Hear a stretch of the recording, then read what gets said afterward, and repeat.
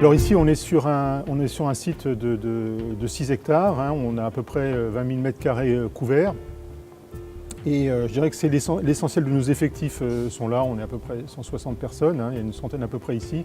Alors la spécificité, en fait, elle est sur plusieurs types de produits. En fait, je dirais qu'on a 3 grands types de produits, hein. On a tout ce qui est grande poutre, et là on va des fois jusqu'à 100 mètres sans poteaux intermédiaires.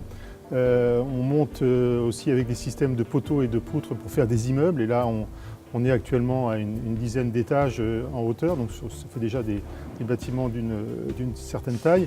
Et en termes de surface construite, on fait des bâtiments, je dirais, de toute taille, mais on va en gros de 2000 m² à 6 hectares de bâtiments. Donc il y a vraiment un panel de réalisation assez large. Et également des ouvrages, je dirais, clés en main pour beaucoup de petites collectivités françaises. Et ça, c'est véritablement une spécificité de l'entreprise. À la fois, on est capable d'aller sur des gros ouvrages et de construire la salle de sport d'un petit village.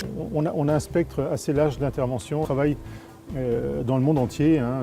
On a été en Chine, en Afrique, enfin vraiment on va dans le monde entier. Alors notre technologie est restée à la pointe du progrès en fait, parce que chaque fois nous avons réinvesti dans des logiciels les plus modernes, et on a idem pour les équipements industriels. Et d'une manière générale, on essaye de cultiver notre art avec nos clients, qui nous poussent souvent un peu dans les limites, et donc ça nous permet effectivement de rester à la pointe et de tous progresser avec eux.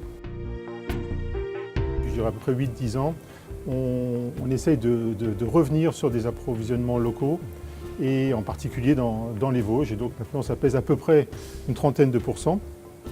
Et on envisage de monter, je dirais à court terme, à peu près à 50%, ce qui, étant donné l'organisation de la filière, les coûts, etc., serait déjà quelque chose d'assez ambitieux.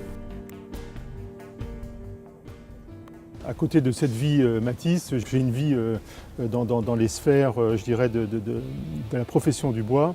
Et là, je suis dans différentes organisations, en général qui touchent évidemment la construction en bois, et plus généralement la filière bois française. J'ai notamment une responsabilité assez importante pour le pilotage d'un plan gouvernemental pour le développement de la filière bois, un sujet dont je m'occupe depuis 2013. Qui vise effectivement à redévelopper la filière bois française, utiliser les bois français, puisque c'est une filière qui a beaucoup souffert et qui est un des grands postes de déficit du commerce extérieur français. Donc l'objectif du gouvernement est effectivement de redévelopper tout ça et d'organiser un peu les choses. Donc je m'attache à ça, et j'ai réuni dans des groupes de travail et dans une structure qui porte ce plan, qui s'appelle Adif Bois, et qui vise à développer en particulier la construction d'immeubles dans les villes en bois.